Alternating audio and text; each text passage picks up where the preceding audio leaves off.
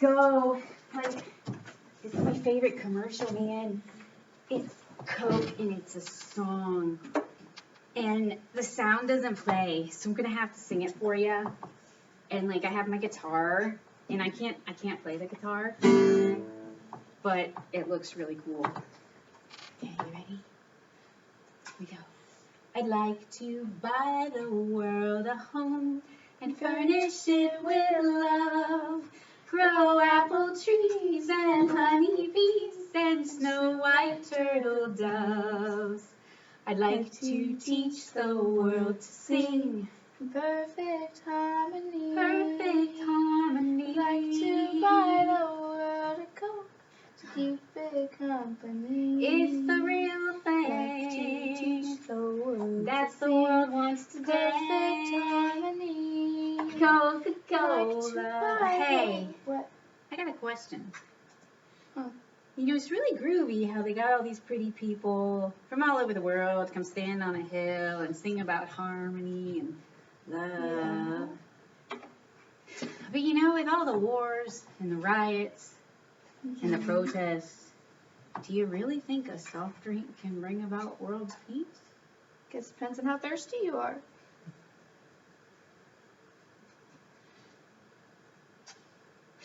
That's deep, man.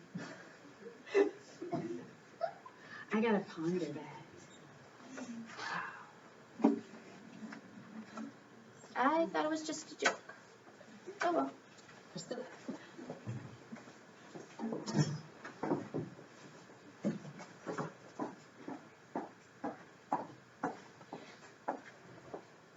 The story of my grandparents during the Vietnam War. June 3rd, 1969, my grandmother Peggy waved goodbye to her newlywed husband Albert. He was leaving for Vietnam, and there was no guarantee he would ever return. What she did know was that God was with her, and he would be with her and her husband through whatever lay ahead. Rewind 7 months in December of 1968, when my grandfather got drafted. He immediately left for basic training at Fort Benning. 3 months later, he was transferred to Fort McClellan in Alabama for advanced infantry training. There he received a first-place medal in hand-to-hand combat. Upon leave, Albert got engaged to his blind high school sweetheart, Peggy. When Peggy was 9, a construction bomb blew up in her face, completely blowing out one eye and leaving the other with very little sight. In late April, the couple learned of Albert's deployment to Vietnam was going to be in early June. They decided they wanted to get married before his deployment, despite Peggy's parents' objection. So they went to Alabama and eloped and got secretly married on May 10th. No one knew except Peggy's best friend, who was present at the courthouse wedding. On June 3rd, Albert deployed for Vietnam, leaving behind his newlywed wife, Peggy, who was only 17.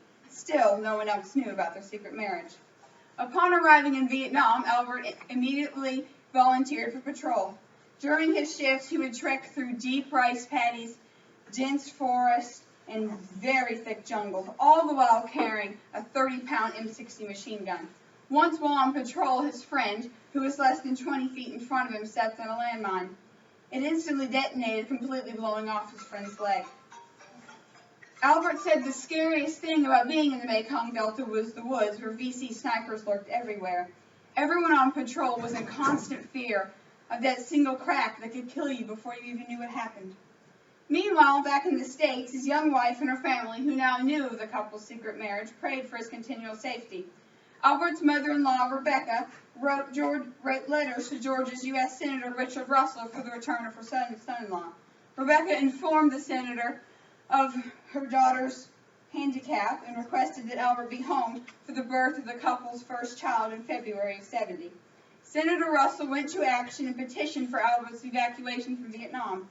The government granted his request, and my grandfather left Vietnam in late September. My grandfather then went to Hawaii for 5 months. My grandfather came home February 1st, 1970, just 11 days before the birth of the couple's new daughter. After nearly a year of being separated, my grandparents were together at last. Upon Albert's return home, he suffered from severe PTSD for nearly a year. Many nights he would wake up screaming for his fellow soldiers and hear the piercing whistle of shells and sniper rounds. Thankfully, the Lord helped him through this, and gradually his memories of war horror faded. Through many trials, tears, fears, and much separation, my grandparents trusted that God would eventually reunite them, and He did, right on time. And what Priscilla didn't say is the outfit that she's wearing is her grandmother's wedding dress. And she's also wearing some medals. Thank you for sharing that. Oh, that is amazing. And that's him right there. She's also got some pictures up here that you can look at after class, but please be very careful with them and choose them very carefully. They are precious. Okay, the Vietnam War. The 70s is known for a lot of things, but probably the thing that it's known most for is the war that pretty much split our nation. There was a lot of trouble, a lot of confusion, a lot of disagreements. This war, in many ways, was very similar to Korea. Basically, in Vietnam, the communists were trying to take over more of the territory, and it was the same general concept that if the communists get all of Vietnam, they're going to take more territory, and more countries are going to fall to communism, and that's why we need to fight.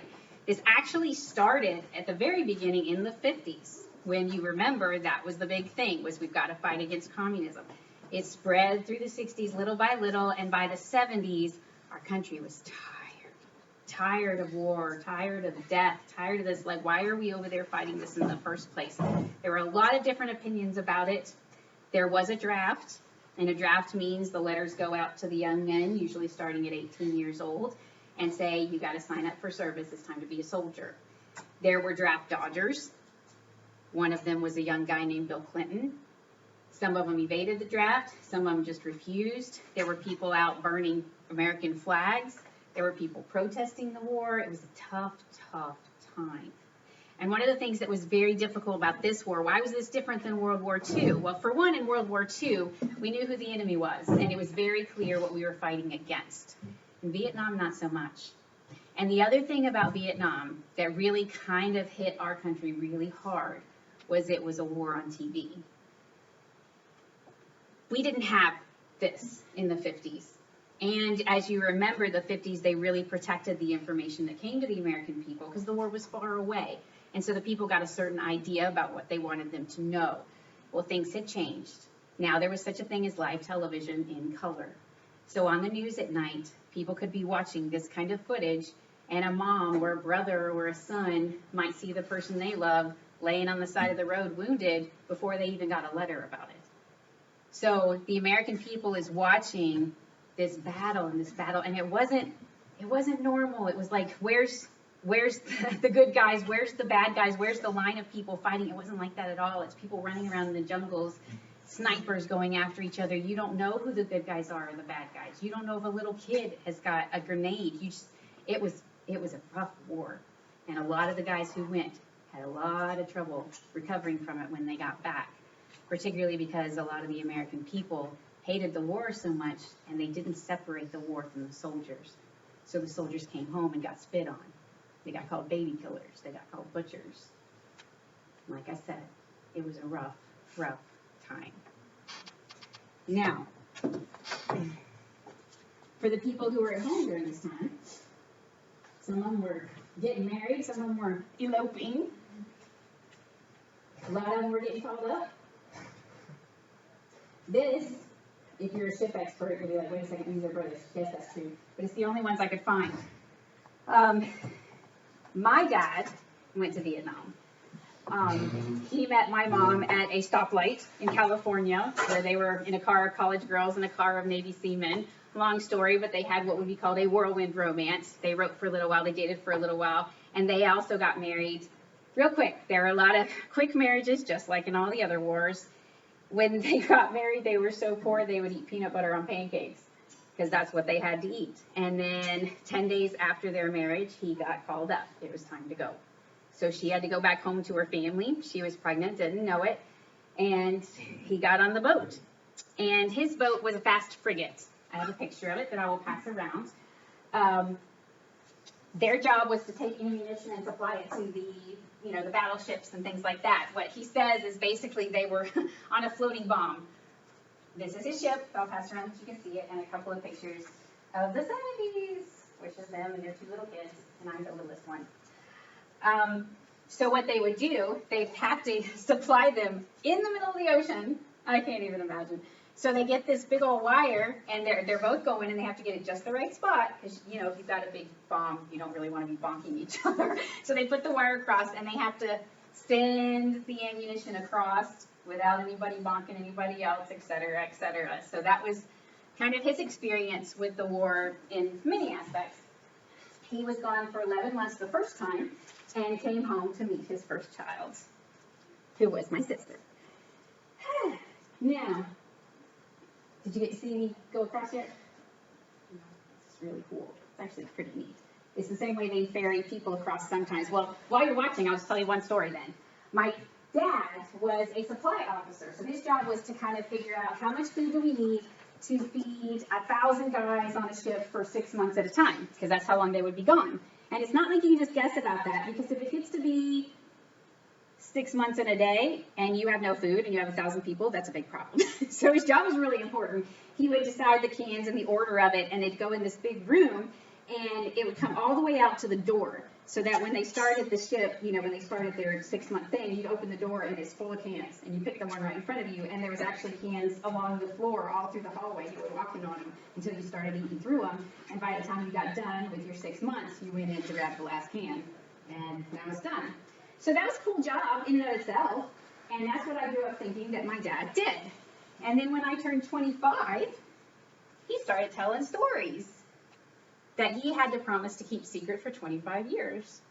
And we found out that my dad did reconnaissance during the Vietnam War. I was like, wait, what? So one of the things that he would do is the helicopter would come and drop a harness, and he would have to get on it, and it would pull him up to the helicopter, and he said he'd immediately fall asleep because they had such long, you know, shifts. And he had handcuffed to his wrist the plans for the Marines and the SEALs, and they would fly him to land, and they'd land, and he said sometimes we'd sit there for 20 minutes, and then all of a sudden these people would rise up from the grass that had been there the whole time. But only the guy with the key to unlock the handcuffs would get the briefcase with the plans in it. So that was one of his jobs, which was amazing. And there was one time when they dropped the harness, and he got on it, and he started going back up, and it got stuck. There was something wrong with the wire. Problem was, he was too far up to get him back on the ship, and he was too far down to get him up onto the helicopter. So they had to just fly to land at like 100 miles an hour with my poor dad strung out on this wire. He said it was the most scared he'd ever been in his whole life. So he used to, when I was little, he used to be gone for 6 months, and then he'd come home for 6 months. That sort of thing. That was our experience in the Vietnam War. Can I say something about my grandfather? Yes. Okay, so he was actually a mechanic for, like, battle planes and stuff. Really? Yes, Cool. and his friend, or my uncle, hold on. So this is kind of complicated, but my grandmother's sister married his friend, or no, her friend. I don't even know. My grandfather's friend, yeah. right?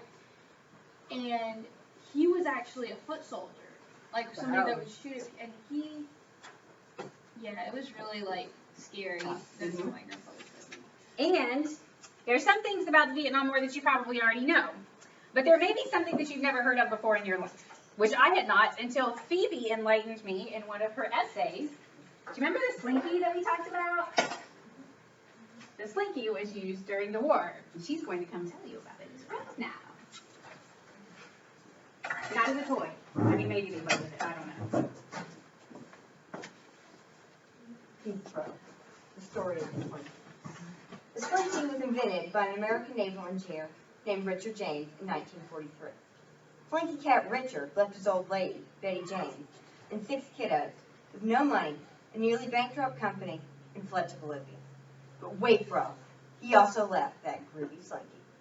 A slinky is a pre-compressed helical spring toy. It can perform out-of-sight tricks, like traveling down a flight of steps, end over end, as it stretches and reforms itself with its own momentum. Primo, bro. Dude, if you use a slinky as an antenna, it receives at a frequency between 7 and 8 megahertz. So U.S. troops in the Vietnam War used them as an impromptu radio antennas.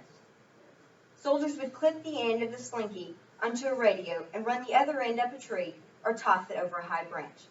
The lightweight metal coil provided a long antenna and a clear signal, so soldiers could dig it, man.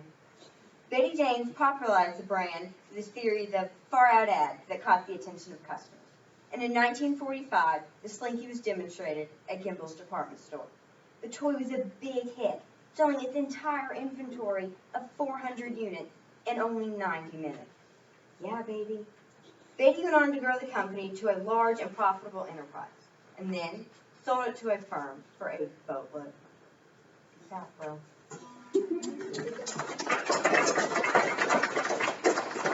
So you never know when carrying around a toy might turn, might be happy. Yes. So our papa was in the Vietnam War. So at first he was in college, and he said like you couldn't draft them if they're in college for some reason. But he didn't like it, so he stopped college, and he was drafted, and he was a mechanic. That's all I know. So if you notice, a lot of us are connected with people who were in the war. So I want you to imagine if you were growing up in the 70s and it was your dad. It was so-and-so's dad. So-and-so was missing. So-and-so was wounded. So-and-so got killed. This was real life for a lot of people, a lot of kids, and there was a lot of conflict about whether this is a good thing, whether this is a bad thing, whether we should stop, whether we shouldn't stop. I'm going to send a video link to your parents that's actually from the late 60s of veterans and other people talking about what they think about it. And you're going to hear all kinds of different viewpoints that sound very familiar, actually. When we've been talking about Afghanistan and things, a lot of the same things are coming up. People that are for us being there, against us being there, why should we be the world's policeman? All these things, you're going to be like, wow, same story. There's nothing new under the sun. So, this is a 1049 that my dad was on the fast forget. We used to say, don't you worry, don't you fret, 1049 will be home yet. Hey, Dad. He became an officer. This is my family, my dad and my mom and my sister and me and my little sister in there. So, moving on to the 70s in and of itself. So, you got your worksheet, now's the time to write some stuff down. The 70s was a time of great rifts between people and great bell bottoms, if you like that sort of thing. And corduroy and galore and yeah, it was a weird decade. When I got to the part about the good, bad, and weird, it was almost like I just needed to put the weird right here and just be like, here we go, the whole thing, weird. And here we go, it's weirder. The population was 203 million. This was the first time that America's population crossed 200 million people. So there's getting to be more people. More people. The average wage was $9,870. Now again, remember, that is totally relative to what race you are and what gender you are. It's going to completely change based on your different demographics. Cost of gas per gallon was 36 cents. Oh, don't you wish. Okay, the clothes. Now, you notice most of these decades, the boys' clothes don't look that different. But I got to tell you, the 70s, y'all win. Y'all win. The bell-bottoms, the polyester shirts with big old huge collars. Daniel's wearing a polyester shirt for us today. Thank you very much. And, yeah, it was just, and kind of this afro thing going on. Even for white guys. It was weird. It was all about the disco look. So even the little boys, the patterns for your mom to make, my husband's mother gave me when we got married, this little tiny baby outfit was a blue polyester suit with bell bottoms, I gotta tell you. I couldn't find it. That would have been awesome. Girls, you weren't far behind in the weird department. It was really groovy, so, whatever, it was groovy. Lots of big dresses and folksy stuff. We were going back to nature. The ones that were anti-war were particularly big into this, like the flower power and everything. We're going to go live out in the community and be one with nature and just go back to the granola and the good stuff and sing songs. And we're not going to do this whole government thing anymore. We just want to be free and sing in harmony and have a Coke and all that stuff. Yeah. Yeah, okay. If you look at something long enough, it seems cool. The hair was a big deal in the 70s as well. There was these things that they called wings or flybacks. And it was basically that you used the curling iron or a brush and you made it go like this so that it looked like your hair was flying back from your face. Why? We do not know. There was also the bowl cuts. That was big for boys and girls, and it is exactly what it sounds like. You stick a bowl on the kid's head, and you cut around it, and you look like that. And for a time, that was cool. Everything, it seemed, in this decade seemed to be either that shade of orange or that shade of green. No idea why, but those were the colors of that entire decade. So your carpets, you had shag carpets that were orange. You had curtains that were green. Your clothes were that way. I mean, the whole world just seemed orange and green. And I can prove it. This is a picture of my grandparents' house. That's me over there in the wearing the poo pajamas. And just look at it. It's like the whole world, even the carpet, just orange. Okay. Yeah, the music scene was really hip. We'll just leave that there. And there was also a new music type, Motown. We talked about it last decade that had started, and it was a distinctive black music, and a lot of it was really cool, very disco, and there was even a certain style about it. This was the decade of the disco. Yes, you may. You know this thing, staying alive, ooh, ooh, staying alive, that whole thing. It was disco dancing, and if you've ever seen a video of disco dancing, basically this ball is in the middle of the room, and it's twirling around, and it's putting lights all over the room, and everything's real flashy, and it's just like a headache waiting to happen. I don't know how they did it without getting sick and throwing up. But I'm also going to send you a link to the Bee Gees, who are the guys who sang Staying Alive, and one of them sings like a girl, and apparently that's really cool at the time. And it's very, very, very psychedelic. It has these colors going out from their heads and like weird things going. I can't explain it, but basically if you want to know how weird this decade was, that's the link to watch. These are the Bee Gees, by the way. Very hairy guys. Yeah, okay. Let's move on. Inventions and stuff. One new thing about this decade was environmentalism. Save the earth, man. Mother Nature, we need to take care of her, man. There's all kinds of pollution, man. This was the beginning of trying to fix that. Now, some of it was really good. They started making some laws that you can't put toxic stuff in our drinking water and things like that. That was a good idea. But basically, that was another thing to march about, and another thing to sing about, and another thing to be flower powerish about, that, you know, the system is ruining everything, and we need to just get back to the goodness of nature. So, get back to the goodness of nature. We will stand in a circle and sing. There was this song that really seemed to kind of represent the Vietnam era. It's called Where Have All the Flowers Gone? And it's a folk song. So folk music became really big in the 70s too. If you weren't disco dancing, you were probably doing the folk music thing. And it goes, where have all the flowers gone? Long time passing. Where have all the flowers gone? Long time ago. Where have all the flowers gone? Young girls pick them, everyone. When will we ever learn? When will we ever learn? And then it goes through these verses, and then it's where have all the young girls gone, and it gets to gone to soldiers, everyone. So they went and got married to soldiers. No, gone to husbands, and then it's where have all the husbands gone to soldiers, everyone. Where have all the soldiers gone to graveyards, everyone. When will we ever learn? And then, excuse me, the very last verse is where have all the graveyards gone to flowers, everyone. When will we ever learn? And so it just circles around and around, and we just go through this cycle of death instead of the pretty flowers. Okay, new inventions, new stuff. This was the beginning of technology kind of kicking in. This is the floppy disk, if you didn't know what this was. And it's known for that because it's very, very floppy. I don't know how much information you could put on it, but it wasn't very much, but it was very exciting. There was the first gigabyte SD card or floppy disk. It was the size of a carport door, 1 gigabyte. 1 gigabyte, because that was a very, very, very big deal. And I think a lot of people thought computers were just going to get bigger and bigger because more stuff, bigger and bigger. They already took up a whole room. So like, who would ever think about having a personal computer, because who has the room for it? The first mobile phone. Now, this wasn't normal for the average person, but it was an invention that was like, ooh, maybe someday we'll get to all use this. And it was about this big. So every once in a while you see somebody on the TV, like a really cool person is like, I got a mobile phone. And it's like this. Hey, I'm so cool. Yeah, whatever. The barcode.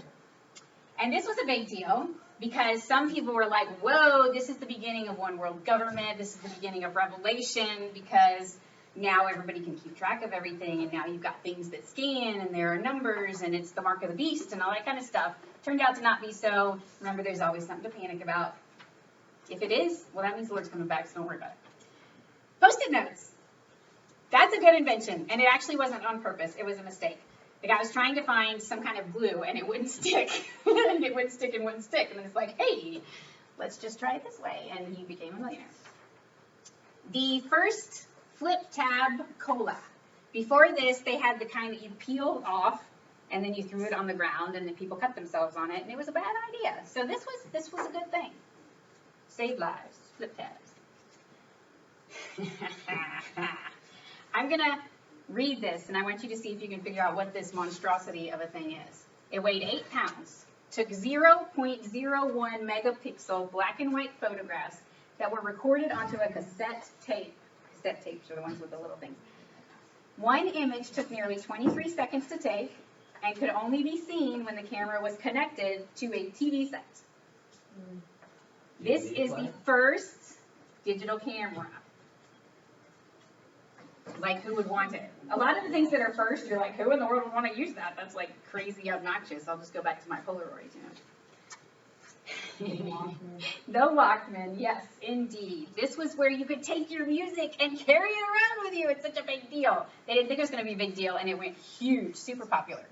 These are cassette tapes, by the way. Your cassette tape would get messed up and glitch, and the little film would come out like this far, and you'd be like, oh no, and you pull it out, and here's all this little droopy stuff. You had to get your pencil and roll it back up and hope that it didn't get too messed up, because if it did, then your music sounded like speed bumps. Where have all the flowers gone? I'm going buzzing. Yeah, it was great.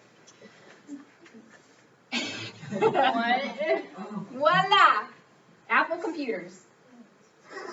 The first Apple computer was never meant to be an Apple computer that you had in your house. The man who invented it just wanted to prove it was possible to build a computer that was affordable for both the builder and the buyer, because before that it was just one of these expert kind of things. So this guy built one, and he was like, see?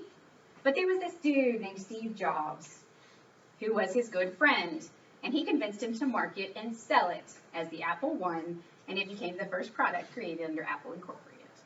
They probably didn't sell this particular one because it needs a little makeover, but there you have it. So if you're tinkering around with some stuff and you're like, I wonder if it's possible, yeah. If you have a friend like Steve Jobs, you might be a millionaire someday. Actually, Steve Jobs was a very convincing person. He would literally walk into job interviews barefoot, and he ate a lot of apples, but he could convince you, like, really well. Which was very beneficial in his line of work. That's something that somebody invented at some point. I believe it's the first transistor. And that's the beginning of computer technology, et cetera, et cetera. But it looks impressive. To me, it looks like a homemade bomb. But notice this little rainbow thing here? Yeah, we're heading for the 80s, y'all. Disney World opened. Yay. At its opening, a ticket to go to Disney World cost $3.50. In today's money, that would be $26. Yeah. Can we go back? Of course, there wasn't as much to look at, but, you know, whatever. Yay, hamburger helper! So for all the women who were grooving out and were busy making their hair do flybacks, this was a way to save time cooking. Yes, you may all celebrate or moan as you see fit. The 70s were the decade for the beginning of Star Wars. And if you watch Star Wars, you will notice the special effects. They're actually really awesome for the time. They didn't have CGI. They didn't have all these cool things they could do with computers. So all these special effects are actual, real, you know, they made like little Millennium Falcons and little whatever. I'm not going to say stupid. The beginning of Star Wars that's really innovative, and some of you really like it, that goes, you know, in a galaxy far, far away, long, long ago, even though, is it long, long ago, or is it in the future? Yeah, long, long ago, in the future, in space, Galaxy far, far whatever, where we all dress like the 70s, and it's going up like this. That wasn't cool computer graphics. They actually had it, and they had this, like, film recorder thing, and they were like, like that. And I think that's the reason it does this, because it's literally going at a distance. And they probably didn't do it to do that on purpose. Maybe they did. But sometimes you do stuff, and you're like, huh, that looks neat. Let's do it again. So Star Wars stuff was the thing during the 70s, especially if you're a boy. So what did you want for Christmas? You wanted the Star Wars figures. You wanted the, you know, you wanted the gun. You wanted everything. You wanted to brush your hair. C-3POs, you could even get cereal that didn't look like a C-3PO, it looks like an 8, but that's okay because he's on the front, right? You get your lunchbox, that by the way was really metal and quite noisy, chunk, chunk, chunk, and it would get really rusty. And you wanted your Darth Vader case to put all your figures in, so you could carry it around with your lunchbox and be very, very cool. Superman is the 70s as well. We'll just leave that there. Okay. Books that came out in the 70s. Roll Up Thunder, Hear My Cry. Excellent, excellent book. Alexander the Terrible, Horrible, No Good, Very Bad Day. If you ever want to feel sorry for yourself, that's a fun book to read. Frog and Toad are friends, which is really, really sweet. If you didn't grow up on these, you should read them. And the Lorax. TV shows. There were lots of TV shows in the 70s with some of the ones that you might recognize. Little House on the Prairie, of course, dun, dun, dun, which is supposed to be about the 1800s. Now remember, if you are watching period pieces in the sense of it's a movie or a TV show about a certain time period, remember that it tells you as much about the time it was created as it does about the time it's supposedly talking about. Because you'll notice, if you watch this, there's quite a few 70-ish aspects to it. This one isn't too bad, but I remember watching a BBC Pride and Prejudice that was made in the 60s, and here's Elizabeth Bennet with her big beehive hairdo and her like false eyelashes. It was like, I don't think she did that, but you know, it's okay. Because it's what's pretty during the time. We're actually living in Wall for the Girl, but Yeah? it doesn't actually have that case. Yeah, there's different covers that they make during different times. You have to tell me what to think about it when you're done. Chips was a big show. It was about these two cops, and this one was really had a lot of swagger. He was kind of Latino, and he thought he was awesome with all the girls, and so he wore his shirt way too tight. Okay, the Brady Bunch, the beginning of Zoom, with their little song where they all look at each other and all that stuff. But that was a big, big deal because it was about a blended family. So that was going into new territory in TVs. It wasn't the perfect little 50s, you know, the two parents, the two kids, everything's just right. Something happened. There was a reason she was on her own and he was on his own. And they didn't talk about why, but, you know, that was interesting. Different strokes. There were these two black kids who came to live with this white family. So now we're blending the races. Again, that was another big thing. Let's see what's next. All right, we got to go there. Politics. One of the big things of the 70s was the gas shortage. And this gas shortage, in my personal opinion, was way bigger than our gas shortage. This was 73 to 74. It was a similar situation with oil. But what happened was Israel and Egypt and Syria were at war. And so the other guys refused to sell oil to anybody who was an ally with Israel. So the reason we were having a gas shortage was because we were pro-Israel as Americans. And so they just wouldn't sell us oil. And so it got to where gasoline was rationed. Some of it, they just closed altogether. You had to stand in line for a really, really long time or sit in your car in line. There were certain days you could go get gas and certain days you couldn't. It was a doozy.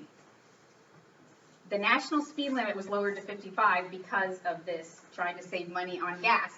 And they also started daylight savings time early, kind of to just shorten the time so there's less people driving around. Interesting solutions.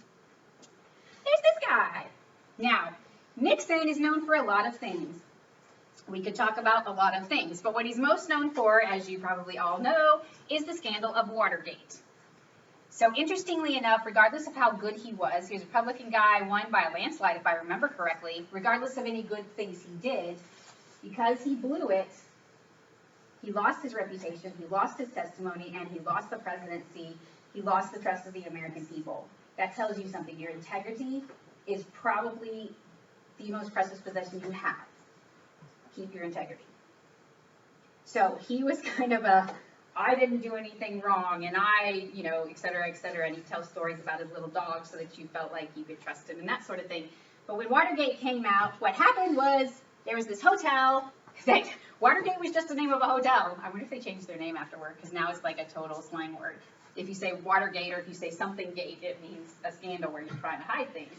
There were people that went over and snuck in and broke into the Democratic campaign, blah, blah, blah, stole some stuff, and they got in trouble for it, and they went to trial for it. And Nixon kept saying, I had nothing to do with it. It wasn't me. It was those people over there. It wasn't me. Da, da, da, da. And then they were like, we need your phone. Oops.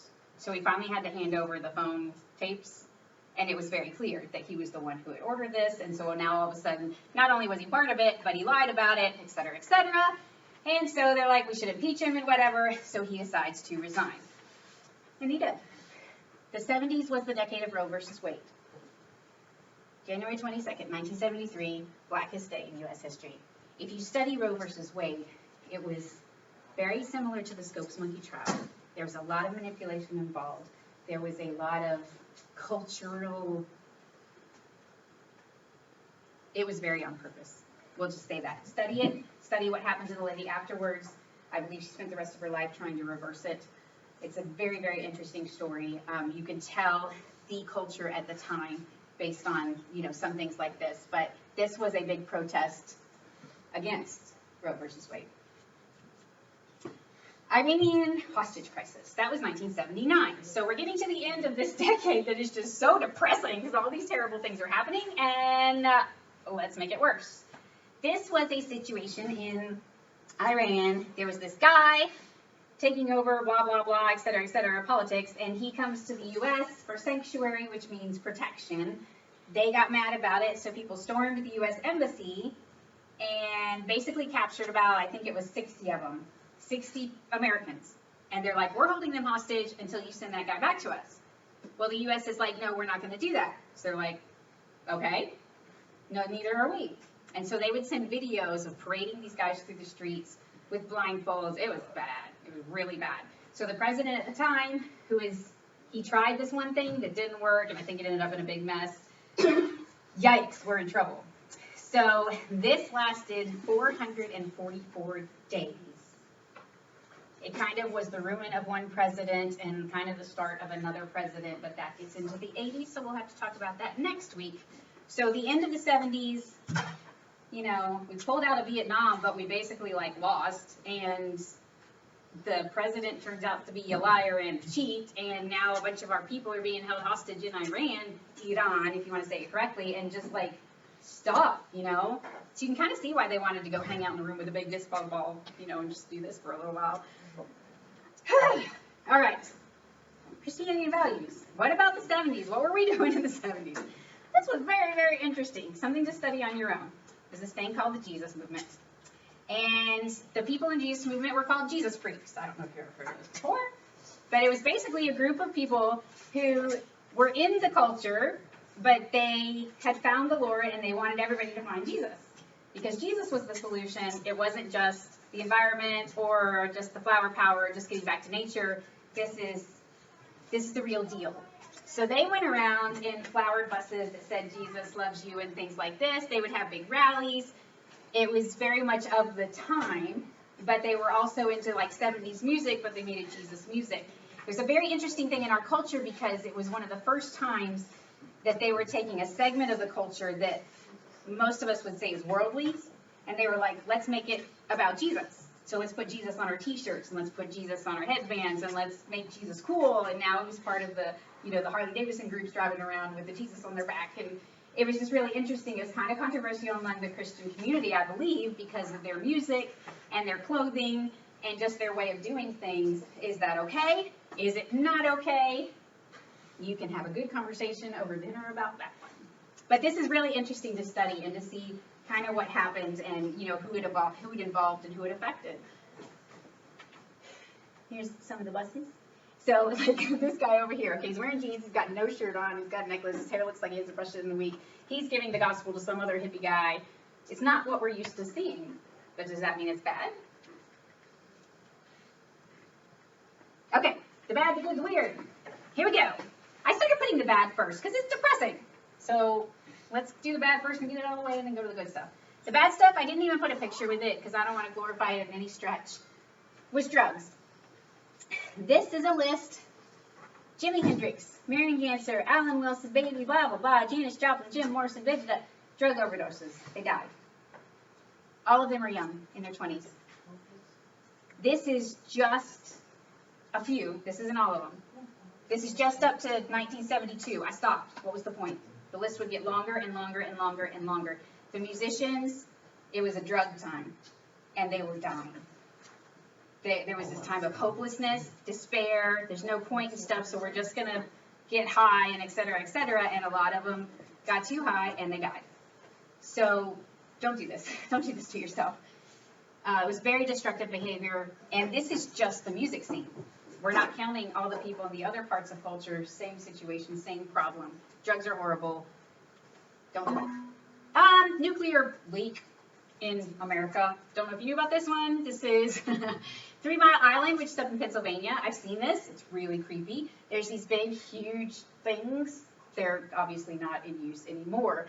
But what happened was they had this nuclear power plant, and it got a leak. So radiation is getting released. There's this book called Phoenix Rising that's about that.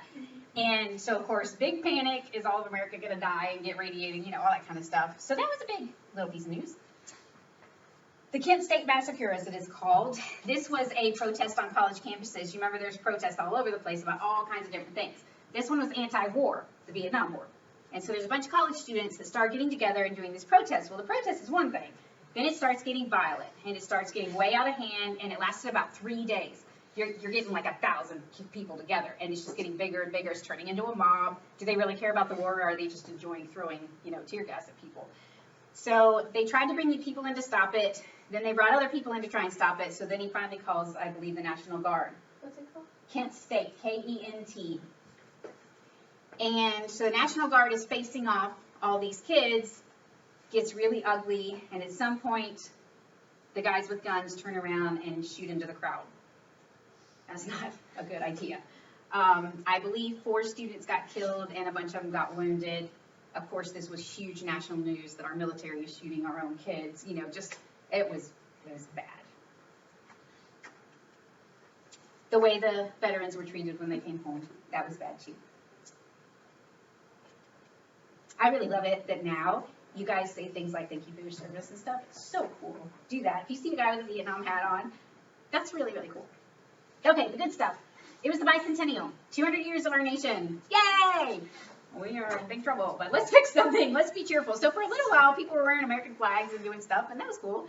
And it was the year my husband was born, so that was good. Now the weird. What's left? So I was kind of like, what am I even going to say about the weird, because this whole decade just I found a couple of things that I felt were worthy of this category. This is one of them. Apparently this was like a thing, if you're going to some dinner on the grounds or something, or somebody's house for a Tupperware party, which, by the way, if you've ever looked at original Tupperware, you notice it's like that orange and green color, because this was the decade. So you put pineapple in a tinfoil porcupine, and everybody's going to think you're awesome, I guess. I don't know. But this one is my absolute favorite. The one coming up next, I want you to try and imagine what you think it might be. It was a toy that I believe was started out as a joke. And then this guy marketed it and turned it into a thing. And millions of them sold. And he got to be extremely rich. It came with instructions. It was a pet. How to take care of the pet. What is the history of the pet, etc. Daniel? Pet rock. Ding, ding, ding. The pet rock. Pet rock. Now, maybe the kids in the 70s just needed something really calm after all this other stuff. But let me explain this to you. So it came in a little package, just like a little hamster would. It has little air holes, has a little nest. It gave you feeding instructions to make sure your pet rock was well cared for. And you could even teach it to obey commands. The best commands were stay, lay down, and play dead. So, I believe at some stores you can even find pet rocks now out of nostalgia and buy them so that your friends can think you are weird. But I think it's kind of cute. I wouldn't mind one. Whatever. Okay. Go in your yard. Welcome to the 70s. Now, we're done with the 70s. And I'm glad we're done with it. What's something that we can learn from the 70s? Good or bad, otherwise? What do you think?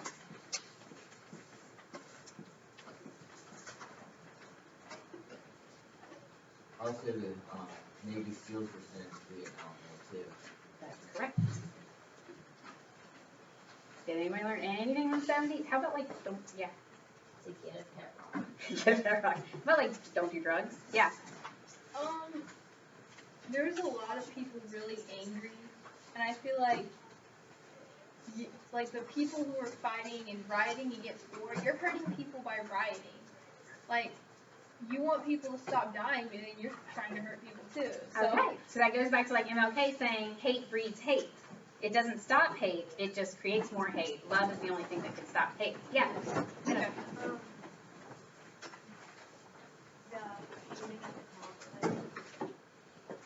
What does it teach you? Don't shoot. That's a good lesson. Yeah. What's the gas shortage in the Vietnam? Yeah. And nothing new under the sun, right? I forgot to show you these. During the 60s and the 70s and the 80s, this was a thing at fast food restaurants, Hardee's and McDonald's and some other places, where they had these glasses. They had a set, usually a set of 4. And if you bought however many, I don't even know what, you would get a free glass. And so people would collect these little sets of glasses. And I found this at the antique store, and it's peanuts. You can come look at it if you want. But I remember as a kid getting some of these glasses. I have 2 of those cups. I have 2 Echo cups. Really? Bring them next week and they'll count. So next week is the 80s, which is the decade by Yelp.